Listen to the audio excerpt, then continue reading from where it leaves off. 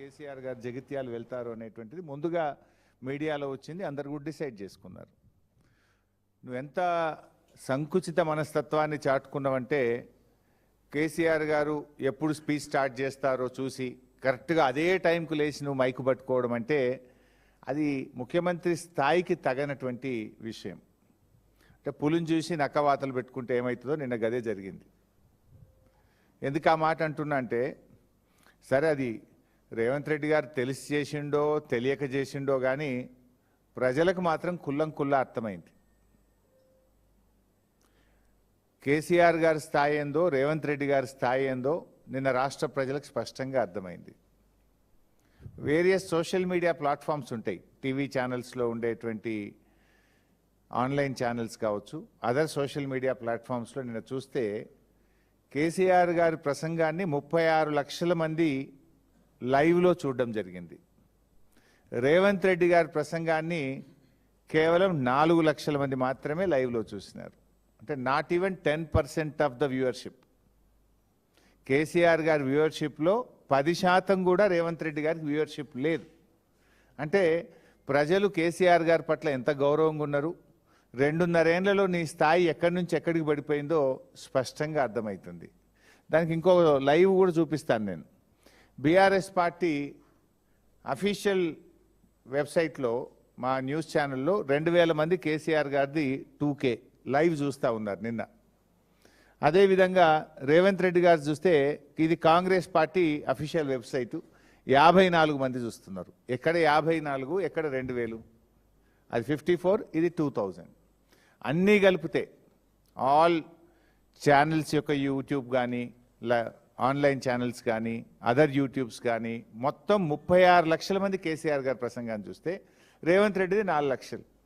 ఒకటి ఏమైందంటే నువ్వు తెలిసినో తెలియక చేసినావో కానీ ఒకే సమయంలో జరగడం వల్ల దాని వ్యూవర్షిప్ ఎంత, దీని వ్యూవర్షిప్ ఎంత, ఎవరి రేటింగ్ ఏందో అర్థమైపోయింది ప్రజలకు. రేవంత్ రెడ్డి గారి స్థాయి ఏందో, కేసీఆర్ గారి స్థాయి ఏందో రాష్ట్ర ప్రజలకు మాత్రం కంపారిజన్ మాత్రం స్పష్టంగా అటు చూస్తే 2000 కనబడుతుంది, ఇటు చూస్తే 54 కనబడుతుంది. అటు చూస్తే లక్షల్లో ఉంటుంది, ఇటు చూస్తే వేలల్లో ఉంది. అంటే నీ పరిస్థితి ఏమైపోయిందో 2.5 సంవత్సరాల్లో ఇప్పటికన్నా తెలుసుకోను. ఇప్పుడు అయినా కేసీఆర్ గారు దాదాపు 50 నిమిషాలు మాట్లాడిండ్రు. కనీసం నీ పేరన్న తీసిండా, నీ పేరన్న ఉచ్చరించిండా? కేసీఆర్ గారు మాట్లాడితే రైతుల గురించో, విద్యార్థుల గురించో, ఉద్యోగుల గురించో, రాష్ట్రం గురించో, ఆటో కార్మికుల గురించో, విద్యుత్ సమస్యల గురించో, సాగునీరు త్రాగునీటి గురించో ఆయన ఒక స్టేట్స్మెన్గా మాట్లాడిండ్రు. రాష్ట్రము, రాష్ట్ర ప్రయోజనాలు, ఒక ఉద్యమకారుడిగా, ఒక రాష్ట్రాన్ని సాధించిన నాయకుడిగా, 10 ఏళ్ళు ఈ రాష్ట్రాన్ని పరిపాలించిన ఒక ముఖ్యమంత్రిగా ఎంతో హుందాగా కేసీఆర్ గారు మాట్లాడినారు. రేవంత్ రెడ్డి ఏం చేసుడు, ఒకటే మొత్తుకునుడు, ఒకటే రంకెలు, పడి ఏడ్చుడు. ఎందుకంత ఫ్రస్ట్రేషనో నాకైతే అర్థమైతలేదు. నీకు ఎందుకంత బాధ రేవంత్ రెడ్డి? కేసీఆర్ గారు చాలా హుందాగా మాట్లాడినాడు కదా. ఆయన కేసీఆర్ గారు స్టేట్స్మెన్గా మాట్లాడితే నువ్వు స్ట్రీట్ మ్యాన్గా మాట్లాడినావు. కేసీఆర్ గారి ఇంట్రెస్టు స్టేట్ ఇంట్రెస్టు, నీదేమో కుర్చీ సీట్ ఇంట్రెస్టు. ఆయనది స్టేట్ ఇంట్రెస్ట్గా ఉండే ఉపన్యాసము, నీది సీట్ ఇంట్రెస్ట్గా ఉండే నీ ఉపన్యాసం. నేను మళ్ళీ గెలుస్తా, నేను మళ్ళీ వస్తా, ఇదే కదా నువ్వు మాట్లాడింది. అసలు అయ్యేదా పోయేదా? అది నువ్వు తల కిందికి పెట్టి కాళ్ళు మీదికి పెట్టినా బీఆర్ఎస్ ప్రభుత్వం వచ్చేది ఖాయం. దాన్ని ఆపడం నువ్వు కాదు, నీ తాత జేజమ్మ తరం కూడా కాదు. అది స్పష్టంగా వ్యూలోనే కనబడుతుంది కదా, వ్యూస్లో ప్రజల మూడు. It indicates the mood of the people. 36 లక్షల మంది కేసీఆర్ ప్రసంగాన్ని చూడడం, 4-5 లక్షలు కూడా నీకు చూడలేదంటేనే that is the mood of the state, that is mood of the people.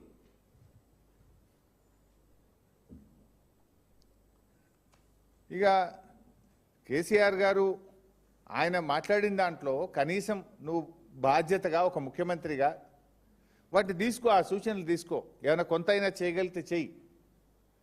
Congress party మళ్ళీ గెలిచేదైతే లేదు కానీ కనీసం ఇప్పటికన్నా ఇంకా 2.5 ఏళ్ళు మిగిలింది. ఈ 2.5 ఏళ్ళన్నా నువ్వు మంచిగా పనిచేస్తే గెలుసుడు కాదు కానీ కనీసం డిపాజిట్ అన్న దక్కుతాయి. కాంగ్రెస్ పార్టీ గెలుసుడు అది కళ్ళ మాట కానీ కనీసం డిపాజిట్ అన్న దక్కుతాయి. చిల్లర మాటలు బంద్ చేసి, ఆ ఫ్రస్ట్రేషన్ బంద్ చేసి, వారు అనేక విషయాలను రాష్ట్రాన్ని దృష్టిలో పెట్టుకొని మాట్లాడిండ్రు.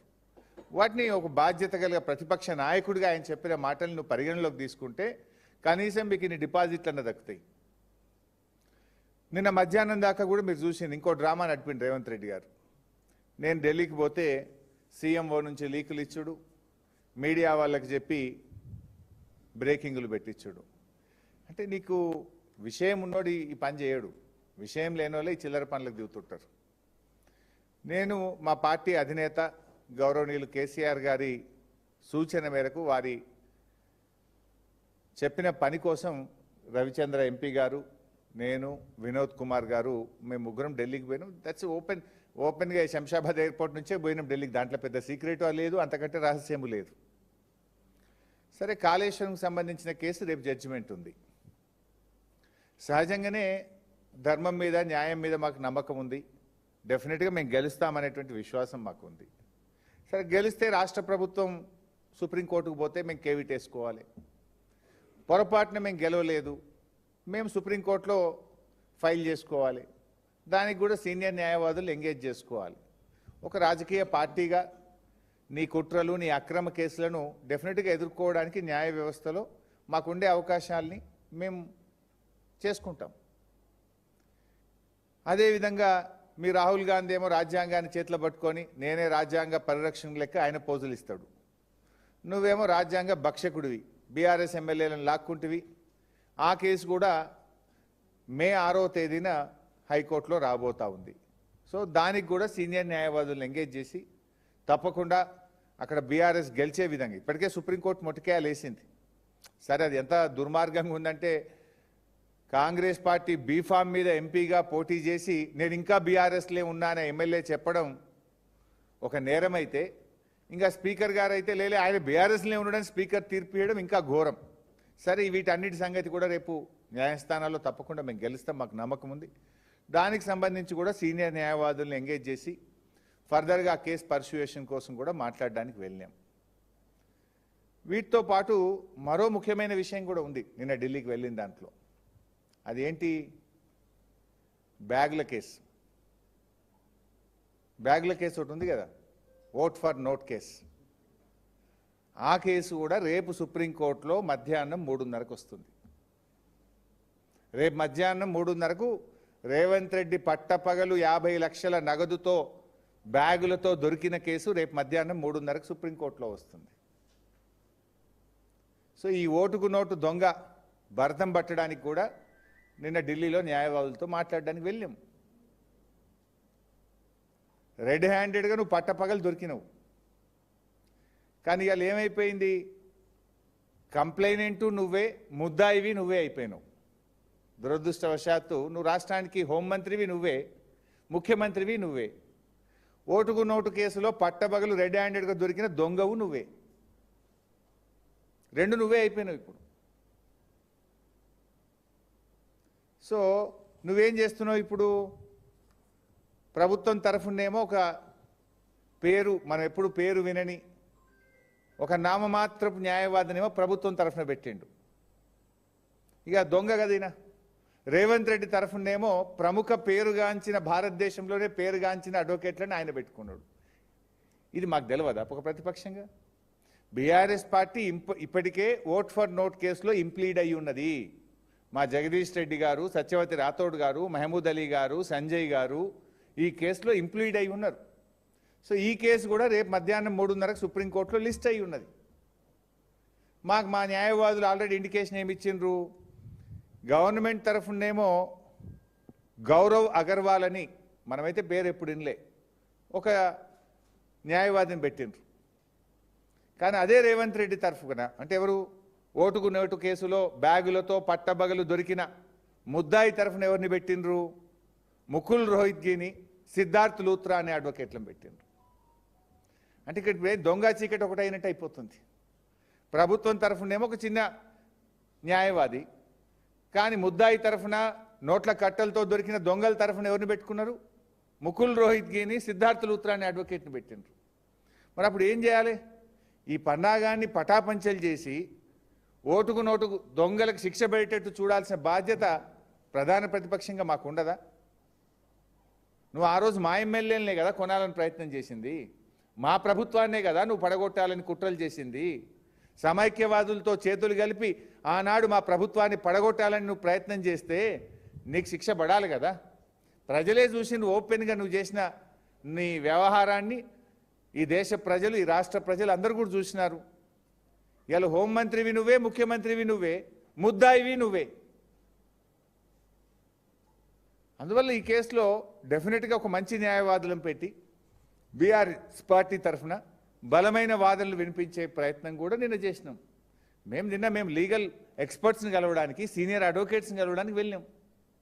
ఒకటి ఓట్ ఫర్ నోట్ కేసు, రెండు మా ఎమ్మెల్యేలను, బీఆర్ఎస్ ఎమ్మెల్యేలను కాంగ్రెస్లో చేర్చుకున్నావు, ఆ కేసు మే 6వ తేదీన రాబోతా ఉంది.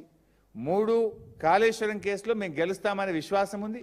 గెలిచినా కేవిట్ వేయడానికి, పొరపాటున మాకు అనుకూలంగా తీర్పు రాకపోయినా సుప్రీంకోర్టులో రిట్ పిటిషన్ వేయడానికి న్యాయవాదులతో మాట్లాడడానికి పోయినాం. ఇది పార్టీగా మా నాయకుడు ఆదేశించిండు. నాయకుడు ఆదేశం ప్రకారం మేము ముగ్గురం, మా వినోద్ కుమార్ గారు సీనియర్ న్యాయవాది, పార్లమెంట్ సభ్యులు రవిచంద్ర గారు కలిసి వెళ్ళి అక్కడ న్యాయవాదులతో మాట్లాడినాం. నీలాంటి దొంగలకు శిక్ష పడాలి, నీలాంటి సమైక్యవాదులకు, నీలాంటి ప్రభుత్వాలను పడగొట్టాలని కుట్ర చేసిన వాళ్ళకు, ఎందుకంటే నువ్వు 4.5 ఏళ్ళ నుంచి స్టే మీద బతుకుతున్నావు కదా. నువ్వు ఇవాళకి నీ మీద కేసు ఉంది. ఆ స్టే మీదనే నువ్వు ఈరోజు ఆ కేసు విచారణ జరగకుండా 4.5 సంవత్సరాల నుంచి స్టే మీద నువ్వు ఇవాళ ముఖ్యమంత్రిగా ఉన్నావు. ఒకసారి స్టే వెకెట్ అయిందంటే నీ కుర్చీకే ముప్పు ఉన్నది. స్టే వెకెట్ అయిందంటే నువ్వు జైలుకి పోతావు కనుకనే ఇవన్నీ డ్రామాలు చేస్తున్నావు నువ్వు.